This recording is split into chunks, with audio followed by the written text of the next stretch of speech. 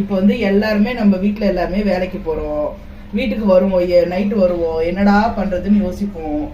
ஒரு இட்லி செய்யறதுனால சட்னி அரைக்கணும், எல்லாம் பண்ணணும், அது ரொம்ப நம்ம கஷ்டமாக இருக்கும். ஸோ அதனால் நான் என்ன சொல்கிறேன்னா, ஈஸியாக கொத்து பரோட்டா எப்படி பண்ணுறதுன்னு உங்களுக்கு சொல்லித்தர போகிறேன். ரொம்ப ரொம்ப ஈஸியாக பண்ணிடலாம் ஃப்ரெண்ட்ஸ். இது ரொம்ப ஈஸி. நீங்கள் எதுவுமே பண்ண வேணாம். ஜஸ்ட் ஒரு தக்காளி, வெங்காயம், கருவேப்பிலை, பச்சை மிளகா. தக்காளி, வெங்காயம், கருவேப்பிலை, பச்சை மிளகா மட்டும் அரிஞ்சு வச்சுக்கோங்க. வேறு எதுவுமே நமக்கு வேண்டாம். இன்ஸ்டண்ட்டாக நம்மளால பரோட்டா நைட்டு வந்து ரொம்ப டயர்டாக இருக்கும். ஸோ வந்து நம்மளால இது செய்ய முடியாது பரோட்டா வந்து. ஸோ நான் இன்ஸ்டண்ட்டாக வந்து கடையில் தான் பரோட்டா வாங்கி வச்சிருக்கேன் ஃப்ரெண்ட்ஸ். வேறு எதுவுமே நான் பண்ணலை, சரிங்களா? ஸோ அது கூட நமக்கு சால்னா கொடுப்பாங்க இல்லைங்களா? ஸோ அது வந்து நம்ம வந்து சால்னா வந்து வாங்கி வச்சுக்கிறோம், ஓகேங்களா? இப்போது எண்ணெய் வந்து நல்லா காஞ்சிருச்சு ஃப்ரெண்ட்ஸ். இப்போ நான் என்ன பண்ண போறேன்னா, எல்லாத்தையும் ஒன்றா போடுங்க, வேற ஒன்றும் நீங்கள் பண்ண வேண்டாம். ஃபர்ஸ்ட் வந்து ஆனியன், பச்சை மிளகா போட்டாச்சு. தென் வந்து தக்காளி, கருவேப்பிலை, ஓகேவா? ஸோ இது ஜஸ்ட் வதங்கிறதுக்கு மட்டும்தான் ஃப்ரெண்ட்ஸ் நமக்கு டைம் எடுக்கும். ஜஸ்ட் ஒரு 5 to 10 minutes தான் ஆகும். ரொம்ப டைம்லாம் நமக்கு இருக்காது. இந்த ஜஸ்ட் உங்கள் வீட்டில் பசங்க இருக்காங்களா, அவங்ககிட்ட பேசிட்டு நம்ம தக்காளி வெங்காயம் ஈஸியாக அரிஞ்சிடலாம், சரிங்களா? இப்போ வதக்கிறது மட்டும்தான் நமக்கு டைமு. ஸோ நம்ம வதக்கிற வச்சு ஒரு 5 to 10 minutes வெயிட் பண்ணுவோம், சரியா ஃப்ரெண்ட்ஸ்? தக்காளி வெங்காயம் நல்லா வதங்கிடுச்சு. இப்போ நான் என்ன போட போறேன்னா, இதெல்லாம் முட்டை போட போறேன். நான் 2 பேருக்கு சமைக்கிறதுனால நான் 2 முட்டை போடுறேன் ஃப்ரெண்ட்ஸ். சப்போஸ் நீங்க 3 பேருக்கு சமைக்கிறீங்க அப்படின்னா அதுக்கேற்ற மாதிரி நீங்க இன்க்ரீஸ் பண்ணிக்கலாம், ஒன்றும் ப்ராப்ளம் இல்லை.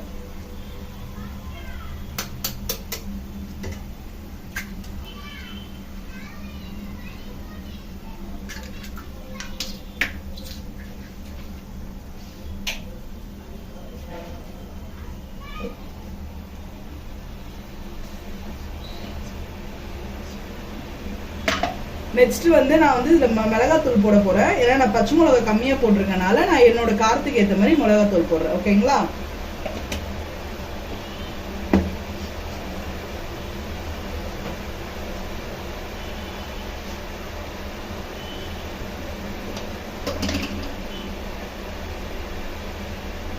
அடுத்து வந்து உப்பு.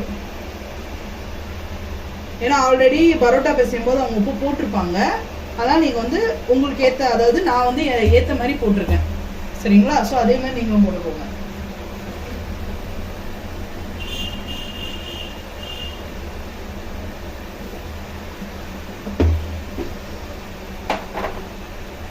நெக்ஸ்ட் வந்து மஞ்சத்தூள் போடுறேன். மஞ்சத்தூள் போட்டு ஒரு 5 minutes வந்து சிம்மில் வச்சுக்கோங்க. சிம்மில் வச்சிட்டிங்கன்னா முட்டை வந்து நமக்கு அடி பிடிக்காது. ஸோ கொஞ்சம் நல்லா அது பொரிஞ்சு, இது முட்டை பொரிச்சா எப்படி இருக்குமோ அந்த மாதிரி வரும்.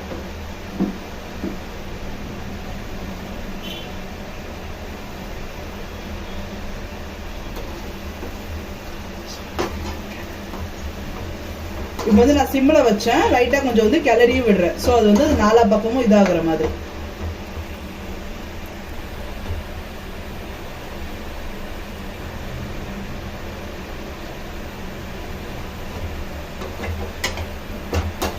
இங்க பாருங்க ஃப்ரெண்ட்ஸ், நான் வந்து இது வச்சு கிளறி விட்டேன். இங்க பாருங்க, இப்போ நம்ம முட்டை பொரிப்போம் இல்லையா, அந்த இதுக்கு வந்திருக்கும், அந்த இதுக்கு வருது.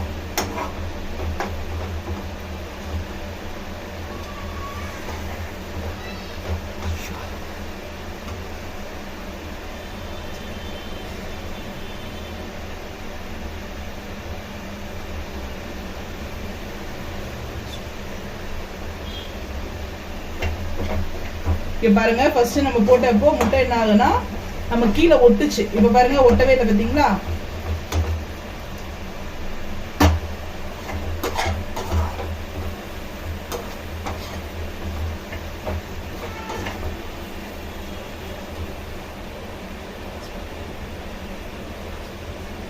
இதாகிடுச்சு.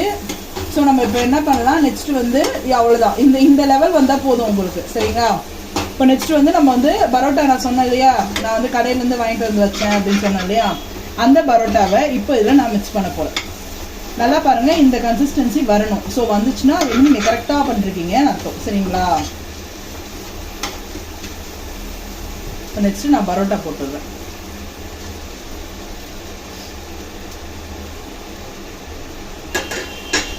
பரோட்டா போட்டு ஒரு வேலையுமே இல்லை ஃப்ரெண்ட்ஸ். நம்ம ஜஸ்ட் வந்து கிளற வேண்டியதான். கிளறிட்டு நமக்கு வந்து ஆல்ரெடி பரோட்டா வாங்கினா சால்னா கொடுப்பாங்க, அது நமக்கு எல்லாருக்குமே தெரியும். ஸோ அதனால் நீங்கள் என்ன பண்ணுறீங்க, அந்த சால்னாவை கொஞ்சம் நல்லா கொஞ்சம் மிக்ஸ் பண்ணிவிட்டு, அந்த பரோட்டா இப்போ ஒயிட்டாக இருக்கிறது எல்லாமே நம்ம போட்ட முட்டையோட நல்லா மர்ஜ் ஆகிடணும். மர்ஜ் ஆகிடுச்சு அப்படின்னால அது நல்லா இதாகிடும். ஸோ அந்த இது நம்மளுக்கு நல்லா இதாகிடுச்சு அதனோடனே நம்ம வந்து அந்த இது சால்னாவை எடுத்து கொஞ்சம் லைட்டாக ஊற்றணும்னா அது எதுக்குன்னா நம்ம வந்து ஹோட்டலில் சாப்பிடும்போது ஒரு க்ரீமி டெக்ஸ்சர் வரும் இல்லையா நமக்கு. ஸோ அதுக்காக தான் நான் வந்து சால்னா ஊற்றணும். அப்படி சால்னாவெல்லாம் நான் ட்ரையாகவே சாப்பிட்றேன் அப்படின்னாலும் ப்ராப்ளம் கிடையாது. நீங்கள் அப்படியே இப்போ நான் இது பண்ணாலும் நீங்கள் கலந்துட்டு எடுத்துகிட்டு நீங்கள் அப்படியே ட்ரையாக கூட சாப்பிடலாம், ஒன்றும் ப்ராப்ளம் இல்லை. ஒரு நிமிஷம் ஃப்ரெண்ட்ஸ், நான் சால்னா வந்து இது பண்ணிக்கிறேன்.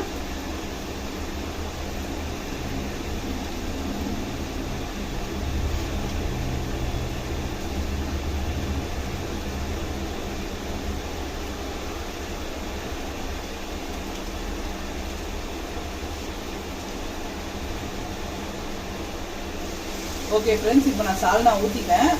என் பையன் வந்து 2 வாங்கிட்டு வந்திருந்தான். அதனால் வந்து நான் கொஞ்சம் தாராளமாகவே 1 ஊற்றிடலாம் அப்படின்ற மைண்ட் செட்டில் நான் இருக்கிறேன். நீங்கள் சால்னா ஊற்றும் போது ஸ்டவ் வந்து சிம்மில் வச்சுக்கோங்க. நீங்கள் ஃபஸ்ட்டு செய்கிறீங்க, அநேகமாக பேச்சுலர்ஸ்லாம் இருப்பாங்க, அவங்களாம் வேலைக்கு போயிட்டு வருவாங்க, டயர்டாக இருக்குது, எதுவுமே செய்ய முடியல அப்படின்னா ஜஸ்ட் அவங்க இதை வரும்போதே வாங்கிட்டு வந்துட்டாங்கன்னா அவங்க செய்யறதுக்கு ரொம்ப ஈஸியாக இருக்கும்.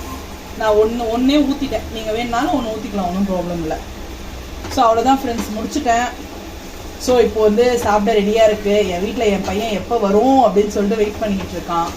ஸோ அவ்வளோதான் ஃப்ரெண்ட்ஸ். ஸோ நான் முதல் வீடியோ போட்டிருக்கேன். உங்களுக்கு பிடிச்சிருந்தா சப்ஸ்கிரைப் பண்ணுங்கள், கமெண்ட் பண்ணுங்கள், ஷேர் பண்ணுங்கள். உங்களுக்கு எதாவது டவுட்ஸ் இருக்குது அப்படின்னாலும் நீங்கள் வந்து கேட்கலாம் ஃப்ரெண்ட்ஸ், ஒன்றும் ப்ராப்ளம் இல்லை. நீங்கள் கமெண்ட் பண்ணிங்கன்னா நான் என்னென்னு பார்த்துட்டு நான் உங்களுக்கு சொல்வேன். மேலும் மேலும் நான் வீடியோஸ் போடுவேன்.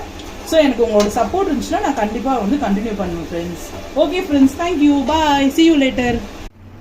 Hi friends, welcome to Alamu சமையல். நேற்று வந்து நான் என்ன போட்டிருந்தேன், கொத்து பரோட்டா போட்டிருந்தேன். இன்னைக்கு வந்து என்ன பண்ண போறேன்னா சிம்பிளாக மஷ்ரூம் கிரேவி எப்படி பண்ணுறது அப்படின்றத உங்களுக்கு காட்ட போகிறேன். Very very simple. நான் பண்ணுறது எல்லாமே உங்களுக்கு 5 மினிட்ஸில் ஆகிற மாதிரி தான் பண்ண போகிறேன். ஃபஸ்ட்டு பேன் எடுத்துக்கணும். பேன் எடுத்துகிட்டு வந்து இப்போ நான் ஆயில் விடுறேன். சரியா? ஆயில் வந்து உங்களுக்கு போதுமான அளவு நீங்கள் விட்டுக்கோங்க. நான் வந்து ஓரளவுக்கு இது தேவையானது எனக்கு தேவையானது விட்டுருக்கேன். உங்களுக்கு ஆயில் கொஞ்சம் அதிகமாக வேணும் அப்படின்னாலும் நீங்கள் பண்ணிக்கலாம், ஒன்றும் ப்ராப்ளம் இல்லை. ஆயில் போட்டுட்டு ஆயில் வந்து ஹீட் ஆன பிறகு நம்ம வந்து இல்லை பட்டை, லவங்கம், ஏலக்காய் போட போகிறோம். ரொம்பலாம் வேணாம் ஃப்ரெண்ட்ஸ், ஒரு 2 ஏலக்காய் போட்டால் போதும். அதே மாதிரி பட்டை வந்து சும்மா ஒரு 2 இது நம்ம ஒரு பட்டையை எடுத்து நான் உடைச்சி 2ஆக போடுறேன். சரிங்களா? அடுத்தது வந்து ஒரு 2 லவங்கம் போட்டுக்கோங்க. 2 இல்லைனா 3 போட்டுக்கோங்க போதும். ஏன்னா ரொம்ப லவங்கம் போட்டால் அது வந்து வாயில் தென்படும், அது வந்து பிடிக்காது. சரிங்களா? அடுத்து வந்து நெக்ஸ்ட் லைட்டா கொஞ்சம் சீரகம் போட்டுக்கணும்.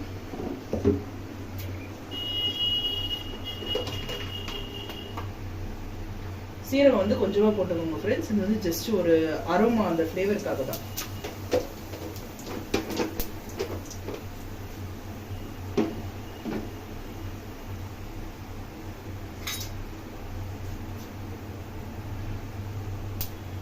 சீரகம் போட்டுட்டோம். இப்போ நம்ம லவங்கம் கொஞ்சம் லைட்டா சீரகம் போட்டுருக்கோம். போட்டு சீரகம் வந்து லைட்டா அந்த ஸ்மெல் வரும் இல்லையா? ஸோ அப்போ வந்து நம்ம தக்காளி, வெங்காயம் ஆட் பண்ணிடலாம். சீரகம் இப்போதான் புரிய ஆரம்பிச்சிருக்கு. ஸோ லைட்டா இப்போ வந்து கலர் சேஞ்ச் ஆகுது. சேஞ்ச் ஆன பிறகு நம்ம என்ன பண்றோம்னா, இப்போ இதில் நம்ம போட போறது ஆனியன், டொமேட்டோ, கருவேப்பிலை, தென் வந்து பச்சை மிளகா போடுறோம்.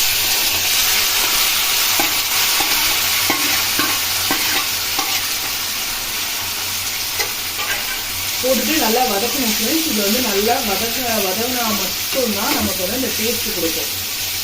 நான் போடுற வீடியோஸ் எல்லாமே உங்களுக்கு தக்காளி, வெங்காயம் வதவுற அந்த டைமிங் மட்டும்தான் ஆகும், அது எதுவுமே உங்களுக்கு ஆகாது. சரிங்களா? ஸோ நம்ம இப்போ தக்காளி, வெங்காயத்தை நல்லா வதக்கிடுவோம். ஸோ சப்போஸ் உங்களுக்கு தக்காளி, வெங்காயம் சீக்கிரம் வதங்கணும், டைம் இல்லை அப்படின்னா நம்மளுக்கு யூஸ்வல் எல்லாருக்குமே தெரியும், லைட்டாக வந்து சால்ட் போட்டுக்கோங்க. சால்ட் போட்டிங்கன்னா சீக்கிரமாகவே வதங்கிடும். ஆனால் நான் வந்து மோஸ்ட்லி யூஸ் பண்ண மாட்டேன் சால்ட்டு. ஸோ நார்மலாகவே நம்ம சீக்கிரமாகவே இந்த கொஞ்சம் வதங்கிடும். ஏன்னா நான் தக்காளி வந்து குட்டி குட்டியாக கட் பண்ணுவேன், அதனால் சீக்கிரமாக வதங்கிடும். சரியா ஃப்ரெண்ட்ஸ்? நம்ம வதங்க வரைக்கும் ஒரு நேரம் வெயிட் பண்ணுவோம். ஓகே ஃப்ரெண்ட்ஸ், இப்போ வந்து நல்லாவே தக்காளி, வெங்காயம் நல்லா வதங்கிடுச்சு. இப்போ வந்து நான் இஞ்சி பூண்டு பேஸ்ட்டு ஆட் பண்ணுறேன். இது வந்து நார்மலாக நான் வீட்டில் ஃப்ரெஷ்ஷாக அரைச்சது.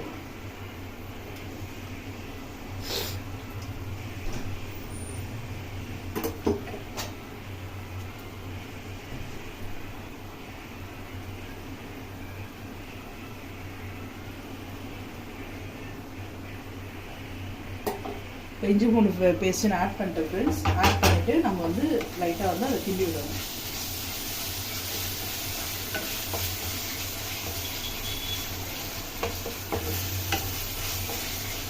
ஃப்ரெண்ட்ஸ் நான் கிண்டி விட்டுட்டேன், நீங்களே பாருங்கள். அது நல்லா வதவுறது நல்லா தெரியும் உங்களுக்கு. தக்காளி வெங்காயம் எந்த அளவுக்கு நான் வந்து வதக்கி வச்சுருக்கேன்றதை நீங்களே நல்லா பார்த்துக்கலாம். ஸோ நல்லாவே வதங்கிடுச்சு தக்காளி வெங்காயம். ஸோ இந்த இதுக்கு நீங்கள் இந்த இதுக்கு வரணும். ஸோ நான் எப்படி பண்ணியிருக்கேன்னு பார்த்துக்கோங்க நல்லா. ஸோ இந்த இதுக்கு வதங்கினா மட்டும்தான் உங்களுக்கு வந்து அந்த அரோமாவும் டேஸ்ட்டும் நல்லாவே கிடைக்கும். ஸோ இஞ்சி பூண்டு நான் போட்டுட்டேன். ஜஸ்ட் ஒரு 1 செகண்ட் நான் வந்து இது கிளறியும் விட்டுட்டேன். இப்போ நெக்ஸ்ட்டு நான் வந்து இதில் என்ன ஆட் பண்ண போகிறேன்னா மஷ்ரூம் ஆட் பண்ண போகிறேன். நான் மஷ்ரூம் ஆல்ரெடி வாஷ் பண்ணி க்ளீன் பண்ணி வச்சுருக்கேன். க்ளீன் பண்ணிவிட்டு நான் 2 2 வந்து கட் பண்ணி வச்சுருக்கேன். ஸோ அதை போட்டுட்டு நம்ம வந்து ஒரு கிளறி மட்டும் கிளறி விடணும் ஃப்ரெண்ட்ஸ்.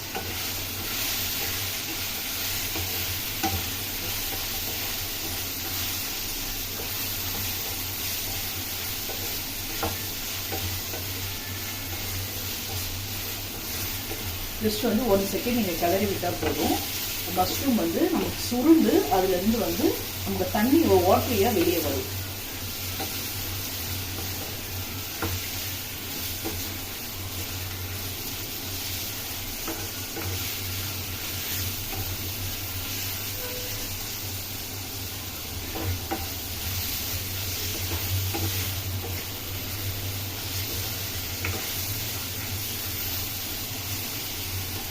பாருங்க ஃப்ரெண்ட்ஸ், நான் வந்து போட்டிருக்கேன்.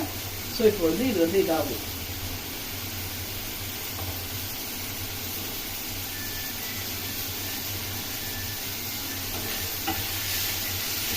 பாருங்க ஃப்ரெண்ட்ஸ், நான் வந்து இந்த அளவுக்கு நான் பண்ணிட்டேன். ஸோ இப்போ வந்து அது நல்லா ஒரு நம்ம ஃபஸ்ட்டு போடும்போது ஒயிட்டாக இருந்த மஷ்ரூம் வந்து இப்போ வந்து கலர் சேஞ்ச் ஆகுது உங்களுக்கே தெரியும். ஸோ தக்காளி வெங்காயத்தோடு அது நல்லாவே பிளெண்ட் ஆகிடுச்சு. ஸோ இன்னும் ஒரு 2 மினிட்ஸ் நம்ம அப்படியே ஒரு வதக்கிட்டு இருந்தோம்னா அது வந்து நல்லாவே அதோட வாட்டர் எல்லாமே வெளியே வந்துடும்.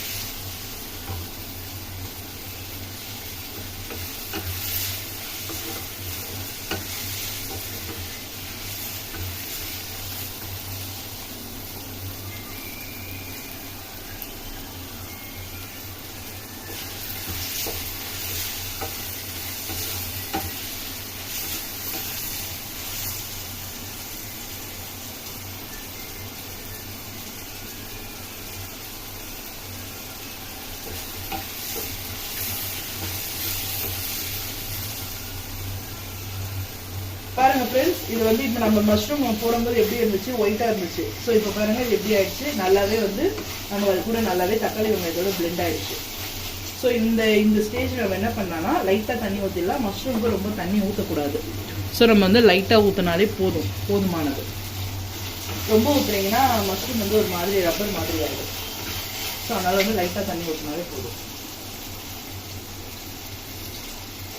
பாருங்க, நான் ரொம்ப ஊற்றலை. ஜஸ்ட் வந்து இந்த சொம்புல வந்து அரை தான் ஊற்றிருக்கேன்.